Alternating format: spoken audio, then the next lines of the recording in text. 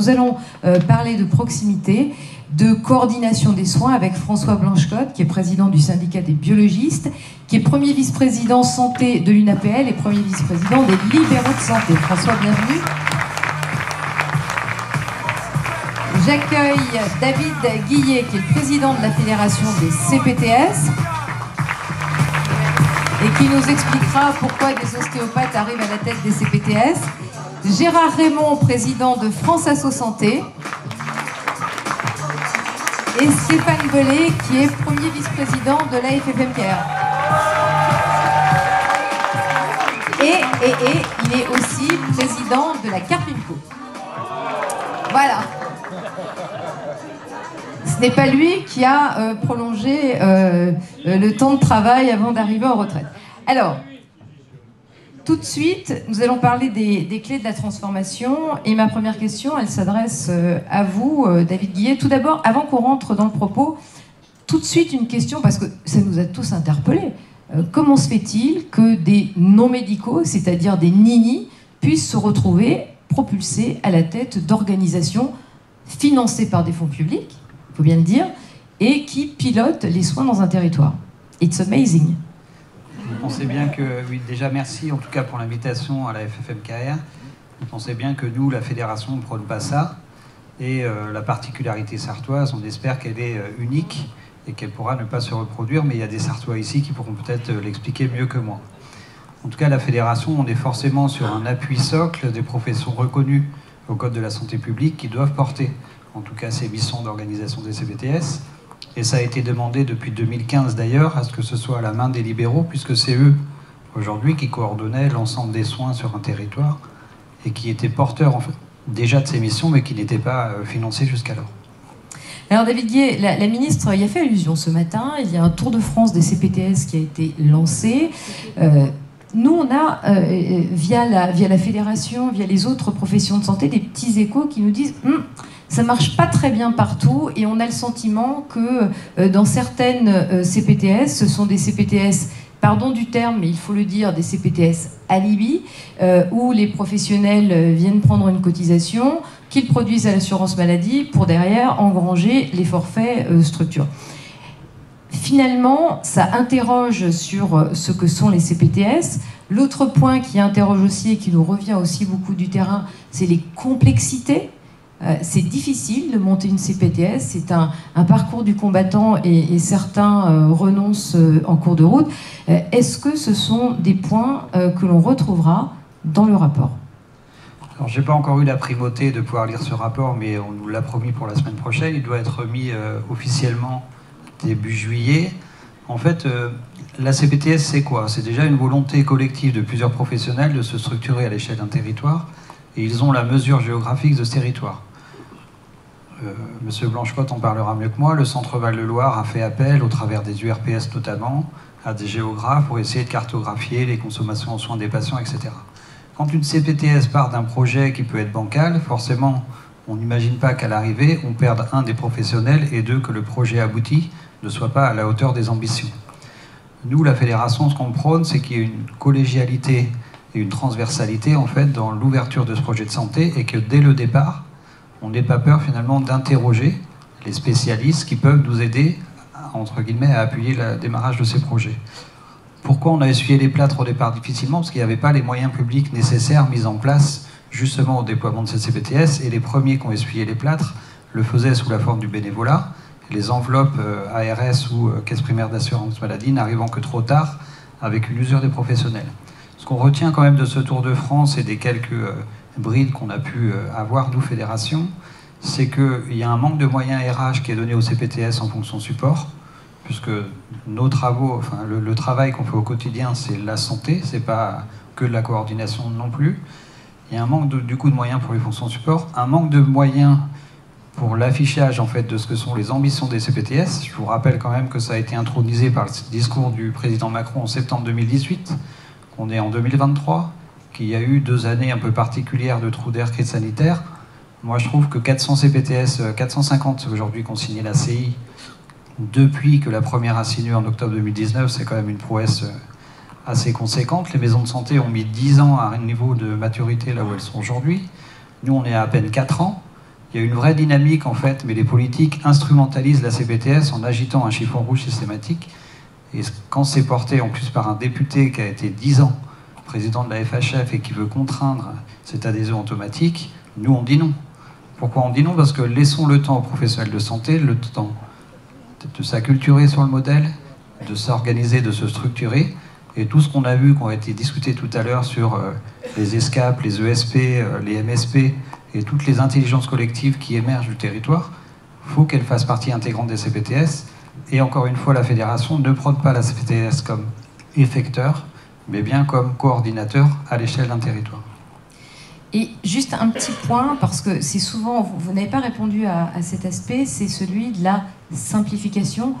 On parle, il n'y a pas un projet de loi de finances de la sécurité sociale, il n'y a pas un projet de loi qui concerne la santé sans qu'on aborde ce thème, mais on a l'impression qu'on en parle mais qu'on ne le fait pas. Aujourd'hui, c'est quand même l'Everest de créer une CPTS. L'Everest, je ne sais pas. En tout cas, il y a une prise de conscience à la fois ministérielle et puis aussi au niveau des agences régionales de santé, comme quoi il devrait y avoir un vrai appui et qu'à la fois la Caisse primaire d'assurance maladie et l'ARS doivent enlever leur casquette de gendarme permanent et qu'ils doivent être facilitateurs parce que les actions de santé à mettre en place, nous, on n'est que, entre guillemets, victimes de décisions politiques il y a une trentaine d'années et donc on fait tous au mieux pour se coordonner. Donc on leur demande des appuis financiers. On parlait ce matin de la prévention, juste un chiffre. La prévention dans les CPTS, c'est même pas du pansement, c'est juste de la rigolade.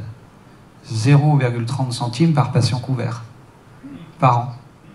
Comment vous voulez faire de la prévention avec 30 centimes par patient et par an? On se fiche juste de nous. L'hôpital, ça coûte, population générale, 1 000 € par habitant et par an. Vous voyez le gap en fait, qu'on a à franchir. Donc les moyens à donner au CPTS pour que les acteurs en santé se coordonnent doivent être beaucoup plus supérieurs et ce sera le creuset de toute l'intelligence collective qu'on a vu tout à l'heure sur justement comment on monte une ESCAP, comment on la finance, mais à l'échelle d'une coordination, je le répète, puisque le modèle conventionnel doit perdurer et doit être à la main des syndicats. Nous, ce n'est pas notre rôle. Merci David Guillet. François Blanchecotte, vous êtes premier vice-président des libéraux de santé. Les libéraux de santé ont soutenu et porté ce concept de l'ESCAP qui est mis en œuvre dans le cadre de l'Union nationale des professions de santé, l'UNPS. Vous aviez dit à l'époque, lorsque vous avez lancé le concept des ESCAP au niveau des libéraux de santé, ça doit être la cellule souche des autres dispositifs. Où est-ce qu'on en est aujourd'hui des ESCAP et surtout, qu'est-ce qui fait la spécificité des ESCAP ? Déjà, merci de votre accueil, merci et bon anniversaire à tous pour ces 60 années. On est un peu plus vieux, nous, le syndicat, on a 66 ans, donc on a juste un petit peu 6 ans de plus. C'est pas grand-chose, mais c'est... Voilà. Et donc, c'est mon âge, donc voilà, c'est pour ça, je vis avec mon syndicat. Ok. Ben écoutez, non, c'est un travail de 5 années, oui, je remercie d'ailleurs le président Joubert qui est présent aujourd'hui, parce que c'est un projet qui émane de la base. On avait des projets gouvernementaux, les ESS, les ESP, on avait des projets CPTS aussi, bien sûr, mais on avait besoin d'une organisation simplifiée. Et c'est vrai que tous les professionnels de santé au sein de l'UNPS, des LDS, se sont mis autour de la table pour dire on va faire un projet ensemble. Et ce projet ensemble, on l'a partagé d'ailleurs avec Gérard au niveau de France Asso. On a fait un projet de loi, entre guillemets, qu'on a présenté lors des élections présidentielles. Et en fait, on s'est dit pourquoi? Tout simplement parce qu'on essayait de dire à un moment donné, est-ce qu'on n'a pas une solution de trouver pour les professionnels qui trouvent que c'est un machin qu'on est en train de faire quelque part, une première marche pour rentrer dans la coordination. Et cette première marche, il fallait qu'elle soit simple. Simple à la fois, comme l'a dit la ministre, simpliste ce matin, mais il a fallu quand même 3 réunions pour qu'elle finisse par accepter que ce projet pouvait avoir un sens. Maintenant, c'est vrai qu'on est engagé au niveau de Thomas Fatoum. Aujourd'hui, on en est à la dernière marche, c'est-à-dire que le cahier des charges, le fait qu'on donne ce cahier ouvert à des sociétés informatiques, le fait qu'on construise ensemble comment on peut rentrer un patient, évidemment pour une coordination avec lui. Maintenant, c'est la marche financière. Donc là, c'est vrai que c'est les dernières réunions de cadrage, et c'est une cadrage entre nous. Parce que ce qu'on nous a dit, on m'a dit, mais vous, de toute façon, vous l'avez vu la ministre, quand elle a fait ça, elle a dit, vous n'êtes pas capable de trouver un financement pour ça. Nous, aujourd'hui, on est capable de se mettre autour d'une table, et c'est ce qu'on va avoir à franchir avant le 30 juin, de dire, voilà, comment on se met pour partager les honoraires, pour prendre le patient en charge, combien ça peut coûter. C'est vrai que sur l'échelle de l'expérimentation nationale que nous avons tenue, merci encore à William de s'être battu et tout le quorum des gens autour de lui, pour avoir cette expérimentation nationale. C'est 10 millions de patients. Alors c'est vrai qu'on n'aura pas 10 millions de patients la première année, c'est vraiment une montée en charge, comme l'a dit effectivement tous les acteurs, c'est des projets qui demandent plusieurs années pour qu'on arrive, mais ce qui est important, c'est qu'on fait des prévisionnels qui correspondent à la réalité, peut-être d'1, 2 millions de patients la première année, pour voir comment on peut prendre les gens en charge, de voir l'efficience, parce que sur une expérimentation comme nous, dans nos laboratoires, il faut avoir des indicateurs d'efficience, des indicateurs qu'on est capable de mesurer, et puis d'autre part aussi, si le patient, il trouve son compte, sa satisfaction, c'est-à-dire le fait de trouver une coordination, dans une situation de pathologie chronique, de vieillissement et tout ça, s'il a trouvé une équipe qui est capable de le prendre en charge, évidemment, pour le soin, puisque nous, en fait, on fait que du soin autour du patient. Donc un système simple, un système ouvert, un système qui donne la possibilité à des sociétés de numérique, comme tu le disais tout à l'heure, de faire vraiment des éléments, des choses particulières. Et bien à partir de ce moment-là, on essaye de trouver les moyens de proposer une situation financière à monsieur le directeur, qui j'espère trouvera une solution rapide pour nous. Alors, une petite question. À quel type de patientèle, à quel type de patient est-ce que ce dispositif s'adresse ? Alors oui, on a plusieurs cibles, mais ça a été défini, c'est d'une discussion avec la sécurité sociale. Hein. On a des orientations vers justement les pathologies chroniques, vers le diabète. Et puis on a une troisième, William ? L'IRC, non ? Non, je ne crois pas que c'est l'IRC. Hein ? Post-AVC. Post-AVC, voilà. Ils ont choisi le post-AVC. Donc on est vraiment sur ces trois secteurs-là. Par contre, un très grand travail a été fait, évidemment, par Jean-Marc Aubert sur la qualification, le screening de ces patients. Il a essayé de formaliser sous forme de tableau combien de patients ça concernait en France, en fonction des tranches d'âge et tout, et d'établir un premier prévisionnel de ce qui serait éventuellement le coût de prise en charge de ces patients dans le cadre de ces escales. Et tout ça, c'est prêt. Donc ces éléments-là, on les a, ils sont en discussion chez nous, et donc ça va être extrêmement intéressant de voir comment l'assurance maladie va pouvoir discuter avec nous. Alors, prenez tout de suite le micro, Gérard Raymond. Comment est-ce que vous réagissez à tout ça ? Non, mais d'abord, merci pour votre invitation. Je pense que c'est important, c'est devenu aujourd'hui une habitude normale que les associations de patients, les patients participent effectivement au débat, à la confrontation, à l'analyse et y compris à la co-construction. Donc non, on a été, Dieu sait si même moi au début, on m'a un peu critiqué dans cette aventure-là, mais encore une fois, partant du principe que pour nous, ça revient au sujet de notre débat, pour nous, ce qui est important, c'est de trouver une réponse rapide à notre mot, à notre parcours. Et que si en face de nous, effectivement, il y a une coordination qui vient nous intégrer dans ce parcours-là, eh bien, pourquoi pas. Après, évidemment, le diable se cachant dans les cloisons, ça devient un peu plus compliqué. Donc, effectivement, au point où vous en êtes aujourd'hui, c'est une dérogation, effectivement, au financement qu'il faut trouver. Et je ne sais pas si l'assurance maladie est capable de vous faire ça d'une façon facile. Mais bon, on verra bien. Oui, mais écoute, quand on voit... Il y a quelques articles 51 qui sont là-dessus. Donc il faudrait peut-être essayer de reproduire comment ils sont arrivés.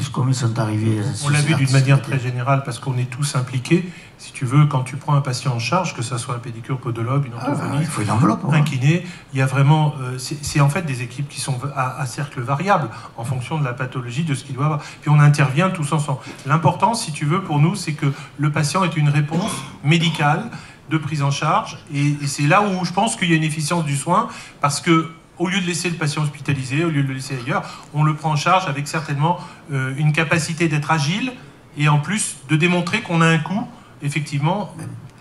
Même si j'ai l'habitude de m'occuper de ce qui ne me regarde pas, je veux bien rester à ma place, et effectivement, moi, ce qui m'intéresse, c'est le résultat. Si je suis bien soigné, si j'ai la confiance à l'équipe qui est autour de moi, si j'ai des outils numériques qui me permettent de créer du lien et d'échanger avec l'ensemble, si je suis content, bon, après... tout va bien. Donc, ok. Après, le modèle économique, il va falloir y travailler. Alors, avant de parler d'argent, on va parler de proximité, parce que évidemment, ce qui est en jeu à travers l'ESCAP, c'est la coordination de proximité. Et c'est un sujet qui concerne aussi beaucoup les kinésithérapeutes, Stéphane Belay, où là, vous êtes fortement impliqué dans la coordination de proximité. Oui, on est très impliqué dans la coordination de proximité. Et en fait, pour parler argent et coordination, pour moi, il y a 3 niveaux de rémunération. Le premier, c'est de communiquer. Donc en fait, Sarah, tout à l'heure, parlait des comptes rendus qu'il faisait longs et autres. Moi, je m'amuse à prendre des comptes rendus orthophonistes. J'arrive à comprendre à peu près où elles vont, mais elles jargonnent beaucoup. Et je prends mes comptes rendus. Oh, que c'est vilain d'attaquer les petits camarades. Je me dis que je jargonne aussi. Et que, en fait, peut-être que dans cette coordination, on ne me comprend pas. Et donc, en fait, dans nos bilans diagnostiques kinés, il va falloir aussi peut-être apprendre à vulgariser pour que tout le monde se comprenne. Et en fait, à commencer dans la coordination, à établir des bilans diagnostiques qui vont sur la prise en charge globale, qui est le bilan de l'équipe, en fait. Et donc, pour ça, il nous faut des outils pour transmettre. Et puis ensuite, on a une partie où il faut communiquer. Et on voit bien que sur le terrain, on a des problématiques. On appelle le médecin, on a la secrétaire qui dit « il ne peut pas vous prendre, il vous rappellera, il finit tard, il a oublié ». Ou alors, tel jeune médecin ne travaille pas le mardi, le jeudi et le lundi matin. On appelle toujours les mauvais jours et ainsi de suite. On court après, l'infirmière dans sa voiture, elle n'a pas le temps de communiquer et autres. Ça, c'est compliqué. Il nous faut un outil efficace, un outil... où ça permet de se coordonner sur le PC, puisqu'en fait, moi, les médecins, l'orthophoniste, je pense qu'on a un PC central au bureau, et puis les infirmières ont plus un outil mobile dans la poche, un téléphone, où elles vont pouvoir récupérer des infos. Et on est tous sensibles au petit ding, vous avez un nouveau message. Et là, quand on a le petit ding avec le petit 1 sur l'application, on est content, on ouvre. Et là, ce sont des messages simples où on peut communiquer. Je suis passé chez monsieur Untel. Aujourd'hui, tout va bien, il s'est passé ci, il s'est passé ça. Il serait bien que ci, que ça. Et en fait, c'est de la communication. Et donc, il y a cet outil. Et en fait, là, pour moi, en termes de rémunération, il y a une partie bilan financier qui existe déjà. Ensuite, il y a la partie à financer sur le famille, ce qu'on appelle la structure, pour avoir accès à l'outil. Même si le grade aujourd'hui paie certains outils un peu gratuits, on voit qu'au bout d'un certain temps, ils sont payants. Ils sont autour de 12 € par mois. Il faut que le famille augmente pour que ce soit pris en charge. Et après, le dernier point dans le financement, c'est de se coordonner. Et tout ça, c'est du temps, de passer du temps à courir après l'autre, de se rencontrer. Et surtout, il y a ce temps sur les cas complexes de se mettre soit au chevet du malade, soit d'en parler quand il n'est pas là. Et c'est un temps qu'on ne dévolue pas à faire du soin, mais un temps où on se concentre à se réunir pour parler de tel patient. Et ça, aujourd'hui, on le fait, mais on le fait gratos, et on en a marre de raser gratis.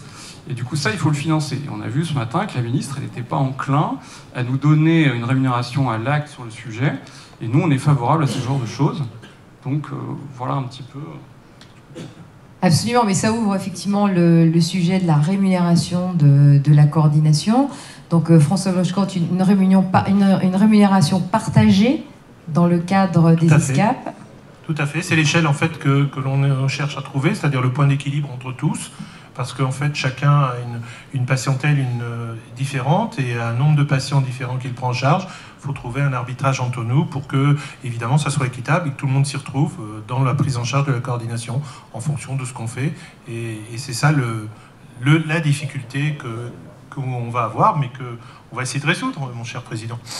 David Guillet, dans le cadre des CPTS, il y a des moyens dédiés pour le financement des structures et pour permettre aux professionnels de santé de voir le temps qu'ils passent à se coordonner, indemniser. Comment ça se passe, la répartition financière ?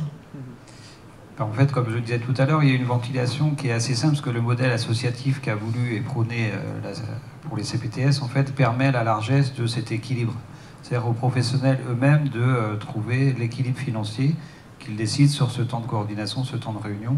Certaines CPTS décident d'une rémunération faciale qui soit la même, qu'on soit orthophoniste, kiné ou médecin. D'autres font une rémunération qui se calque aux rémunérations des URPS. Enfin bon, ça c'est comme ça. Après, l'idée de la CPTS, c'est quand même de trouver ce temps objectivement fléché d'une coordination entre professionnels qui est enfin reconnu comme du temps de travail.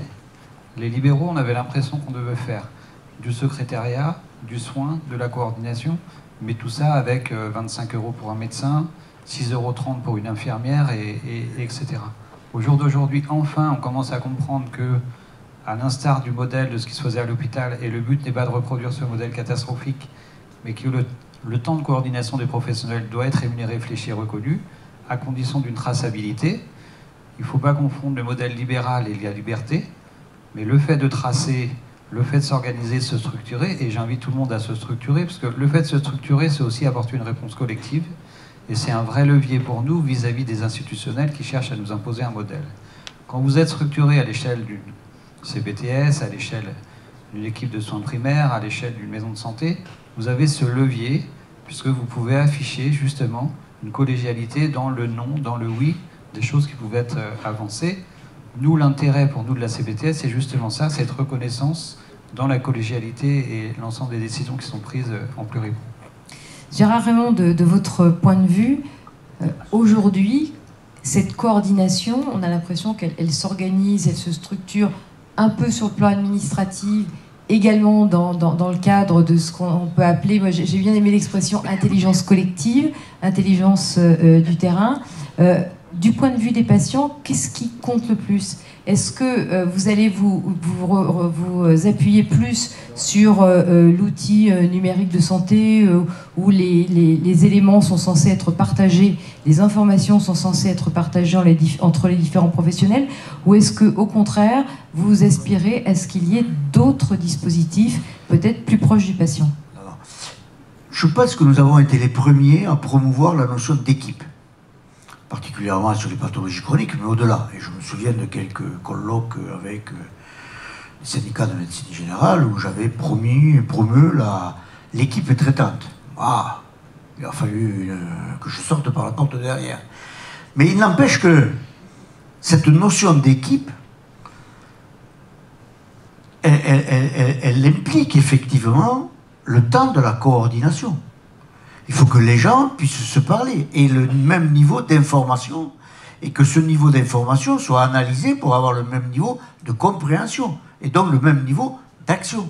Donc ce que vous dites me paraît être source effectivement d'une exactitude complète, c'est que à partir du moment où je l'entends maintenant au niveau des ministres et autres, cette notion d'équipe, etc., il faut qu'effectivement le temps de la coordination, dans un sens global du terme, soit prise comme évidemment un temps reconnu pour bien faire fonctionner l'équipe. Ce que veut, ça c'est la première chose. La deuxième chose, ce sont les outils. On a aujourd'hui des outils, vous l'avez parfaitement dit, qui sont des outils, ça c'est de la cuisine.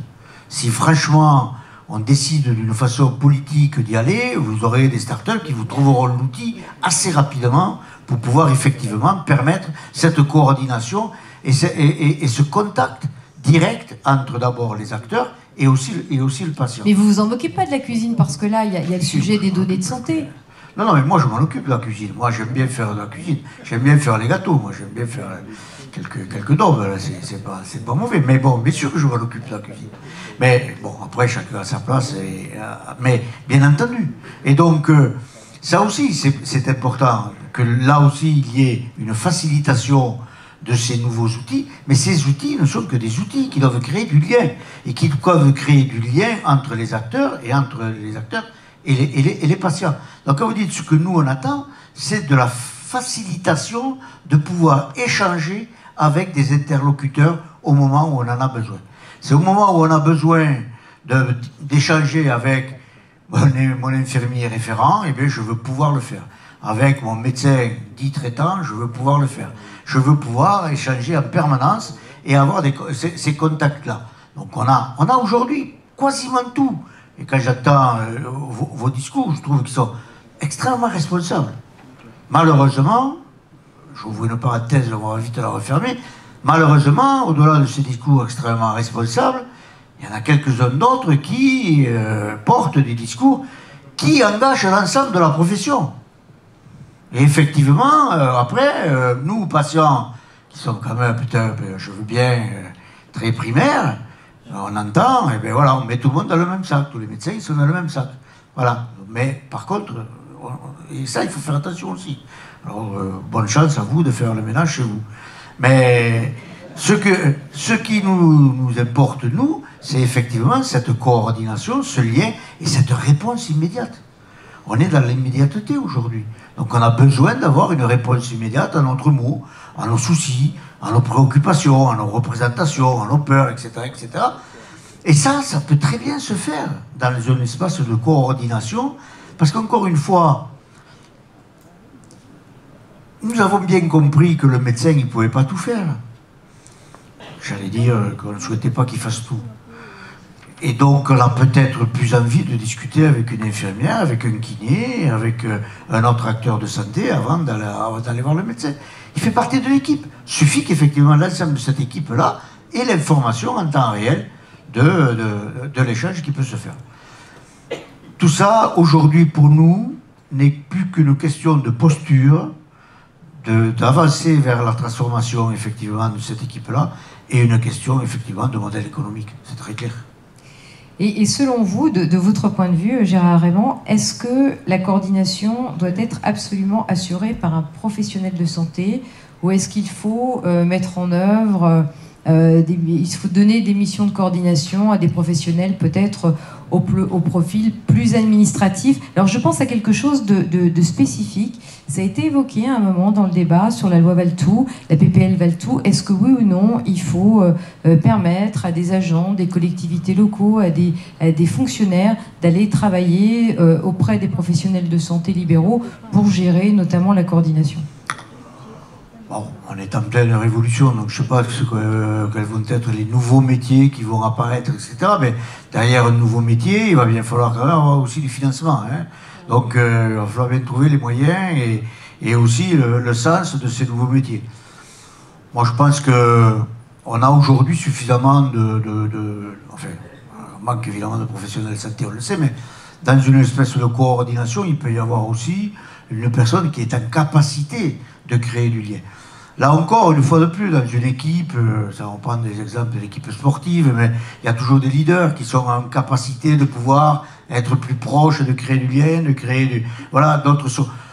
Voilà, il y a des professionnels de santé qui ont malheureusement du mal aussi à rentrer en dialogue avec les patients et d'autres. C'est pas inné, ça s'apprend, mais c'est pas inné. Et donc il y a d'autres personnes qui sont quand même plus portées sur ces échanges-là, y compris sur le travail numérique, qui ont plus d'appétence à faire fonctionner les outils numériques. Donc, encore une fois de plus, je ne pense pas que d'apporter des éléments étrangers, entre guillemets, à l'équipe de coordination et de soignants soit un plus. Ça risque peut-être d'être plutôt voilà, un obstacle supplémentaire au bon fonctionnement. Voilà, un millefeuille de plus, une administration de plus. Non, j'aime bien ce que dit le président. Voilà, entre nous, on va trouver la solution. Ben oui, c'est entre nous qu'on va trouver la solution. N'attendons rien de l'administration, des politiques ou autres. Apportons-leur, nous, notre propre proposition. Sinon, ils sont capables de trouver une solution. David Guillet. En fait, moi, il faut être très vigilant quand je parle de fonctions support. Ce n'est pas des fonctions support de coordination. On le voit dans les parcours Prado, la catastrophe économique que c'est.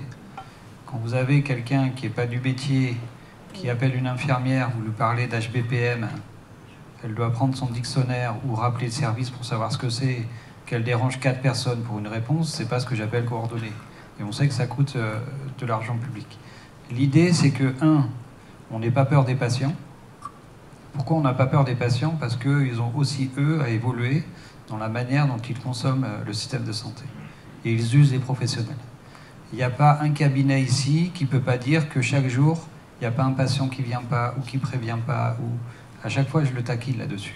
Sauf que, à l'échelle d'une CPTS, par exemple, comme la mienne, ce travail avec les patients, de prise de conscience, c'est aussi moins 50% de rendez-vous non honorés en 5 ans. Mais bon, ça, c'est un travail de fond qui a mené. Les principaux qui ont bloqué le développement du numérique en santé, ce sont les associations de patients. Mais en tout cas, on avance. Et le but au jour d'aujourd'hui, des CPTS, c'est de mettre tout le monde autour de la table pour trouver cette échelle territoriale où tout le monde se comprend. Mais en tout cas, le modèle, et je terminerai là-dessus, il faut faire attention à un modèle où on est tous derrière la même tête. Je ne suis pas pour le calquage des territoires, contrats locaux de santé, CPTS. Pourquoi? Parce que sinon, la porte d'entrée du ministère des politiques publiques, on le voit, ce sera trop facile d'aligner avec les territoires déjà identifiés. Et quand il y a des disparités, ça permet de discuter, justement, d'élever le débat. Merci David Guillet. On était opposés au dossier médical partagé. Au numérique, au DMP, avec le P perdu, vous connaissez la formule, jusqu'en 2018.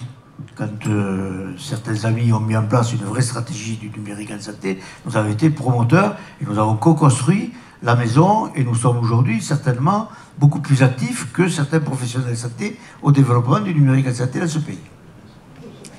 Il fallait simplement nous expliquer. Nous, on n'est que des malades, on n'est que des patients, on ne comprend pas tout. Il faut nous expliquer. Oui, la ministre, c'est pareil. Combien de fois elle m'a dit, mais c'est quoi ton escape là avec ça? Mais c'est quoi? Enfin, elle n'est pas là, et puis vous ne lui direz pas. J'ai essayé de lui expliquer, et puis ça y est, j'ai trouvé que là, ces derniers temps, elle avait compris. Non, mais voilà, c'est une pharmacienne, ça va, pas compris. Voilà, donc on voit que des pistes sont ouvertes, on voit qu'il y a une volonté des acteurs, une volonté surtout des patients qui sont en attente de solutions. On rappelle qu'il y a quelques 700 000 patients en ALD qui n'ont pas de médecin traitant et pour lesquels les équipes de soins jouent un rôle essentiel. Non, mais je pense qu'aujourd'hui, il faut entendre la souffrance, vos souffrances, y compris de tout l'ensemble des professionnels de santé. Il faut l'entendre, je pense. Il faut aussi entendre que nous-mêmes avons des difficultés aujourd'hui, effectivement, à pouvoir avoir une réponse à nos mots. Et que la solution, eh bien, c'est soit de vous insulter et de vous dire ce qu'on a sur le cœur, soit d'aller aux urgences. Ce qui rajoute encore une fois de plus encore à la problématique de l'hôpital. Donc je pense qu'aujourd'hui, il n'y a pas un seul acteur, et professionnels de santé et acteurs du système de santé, qui soit satisfait de ce système-là, de son fonctionnement. Donc je pense que des gens relativement intelligents, l'intelligence collective, on doit pouvoir trouver des solutions. Il va falloir convaincre quand même, alors quelques violents dogmes forts, il va falloir aussi convaincre l'administration. Parce que ce que je constate, moi, c'est qu'en dehors des beaux discours, rentrer dans les faits, transformer profondément toute l'institution et tous les services, et que ce soit à Ségur ou à Montreuil, c'est là où ça va être le plus compliqué. Et c'est peut-être là où le poids électoral des patients peut rentrer en jeu. J'ai une dernière petite question pour prolonger la table ronde de tout à l'heure sur le sujet de l'accès direct. Comment est-ce que les patients regardent ce sujet? C'est une attente forte, j'imagine? Vous nous avez entendu. Bien sûr que nous, on est pour l'accès direct. Mais on est pour l'accès direct, ce qui a été défini par l'ensemble des personnes. Sur la PPL RIST, sur la loi RIST qui limite l'accès direct au MSP. Oui, alors nous, on aurait préféré un grand pas. Comme ça, la marche, on pouvait la passer. C'est vrai que le petit pas, ça nous inquiète. Mais nous, les patients, on a l'habitude d'être endurants et d'être patients. Alors on va multiplier les petits pas. Comme ça, on y arrivera. Mais bon, on va essayer. Mais effectivement, on aurait préféré qu'il n'y ait pas ces amendements de sénateurs qui nous fassent revenir un peu en arrière. Mais encore une fois, je pense que sur cet accès direct, et là, on revient toujours à cette notion de coordination et de travail en équipe, bien sûr que si le kiné voit un patient en direct, eh bien s'il travaille en équipe, le médecin traitant aura l'information grâce aux outils qui lui permettront d'échanger. Et si à un moment donné, il y a une zone grise entre un vrai problème mécanique ou un problème médical, eh bien à ce moment-là, on pourra trouver le bon ajustement. Je crois qu'encore une fois, dans ce pays, on aime bien les textes, on aime bien les lois, on aime bien réglementer tout. Non, il faut laisser aux gens intelligents de trouver les bonnes solutions sur le territoire donné. Après, on en revient toujours à ce même problème, c'est comment effectivement trouver un modèle économique qui satisfasse tout le monde. Voilà, et c'est sur cette phrase, ce mot d'intelligence qui est collective mais pas encore artificielle, que nous allons refermer ce débat. Je vous propose qu'on se retrouve ici à 16h30 pour accueillir notre prochaine invitée, qui est une invitée de marque, comme vous l'êtes tous ici, puisqu'il s'agira de l'ancienne ministre de la Santé, Agnès Buzyn. Donc on se retrouve ici dans une petite demi-heure. Merci.